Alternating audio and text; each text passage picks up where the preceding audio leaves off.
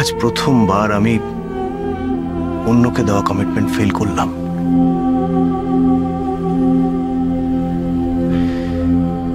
এতদিন আমি শুধু নিজেকে আর মাকে কষ্ট দিয়েছি। আজ আজ সেই লিস্টে আরেকজনের নাম যোগ হলো, তৃণা। থাক, আমি আর কিচ্ছু শুনতে চাই না। একটা মার্ডার করে এসে তুমি যদি বলো যে তুমি সিচুয়েশনে পড়ে মার্ডার করতে বাধ্য হয়েছিলে, তখন কি তোমাকে আইন ছেড়ে দেবে? একটা বিয়েকে তুমি মার্ডারের সাথে তুলনা করতে পারো না তৃণা। পারি, কারণ তোমার এই বিয়েটা আমার কাছে একটা মার্ডারের সমান। তোমাকে তোমাকে ছাড়া আমার পক্ষে বেঁচে থাকা খুব কষ্টকর আর্য। প্লিজ তৃণা, একটু মাথা ঠান্ডা করে বোঝার চেষ্টা করো। আমি তোমার কাছে ক্ষমা চেয়ে নিচ্ছি।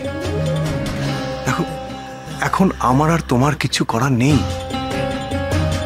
আমাদের এই সিচুয়েশনটা মেনে নিতেই হবে তৃণা। মেনে নেওয়া যদি এতই সহজ হতো, তাহলে আজকে আলাদাভাবে এভাবে আমাকে ডেকে বোঝানোর দরকার হতো না আর্য। আমি নিজেই আমার প্রেস্টিজ নিয়ে তোমার কাছ থেকে অনেক দূরে সরে যেতাম, কিন্তু কিন্তু সেটা যখন পারিনি আমি। তোমাকে পারতেই হবে তৃণা, তোমাকে পারতেই হবে। দেখো, তুমি আমার কথা ভুলে গিয়ে অন্য কাউকে বিয়ে করে নতুন করে জীবন শুরু করো। ঠান্ডা মাথায় আমার কথাটা মেনে নাও।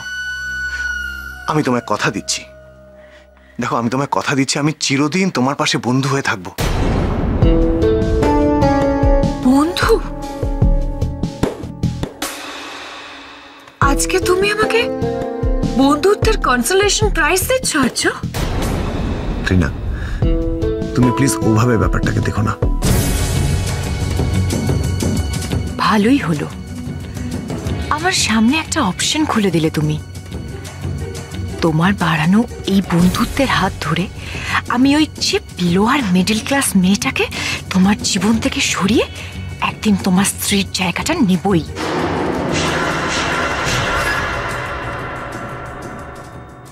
কি হলো তৃণা, মনকে বোঝাতে পেরেছো? তাহলে ভালোই হলো। আমার কথা ভুলে গিয়ে এবার নতুন করে জীবন শুরু করো। দেখবে কিছুদিনের মধ্যে আমার প্রতি তোমার ইনফ্যাচুয়েশনটা কেটে গেছে। আর্য, আমি বাড়ি ফিরতে চাই। বেশ তো, চলো আমি তোমার বাড়ি ফেরার ব্যবস্থা করে দিচ্ছি। ওকে?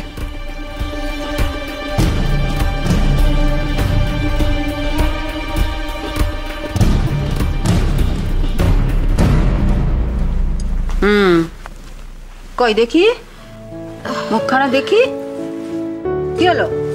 ওর মুখ নামিয়ে নিলে কেন? একটু তাকা, মুখখানা ভালো করে দেখি।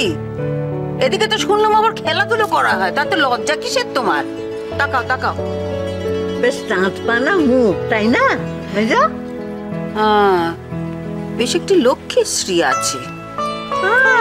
বলতেই হবে, আমার বড় ভাইয়ের পছন্দ তো ফেরার নয়।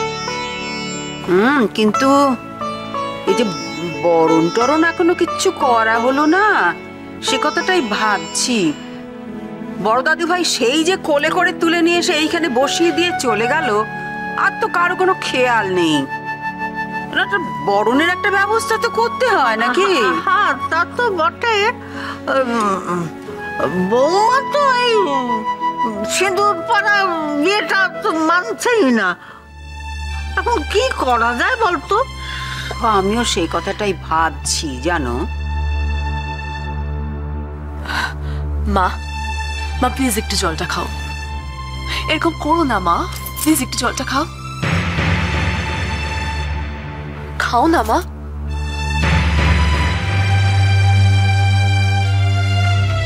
আর্য,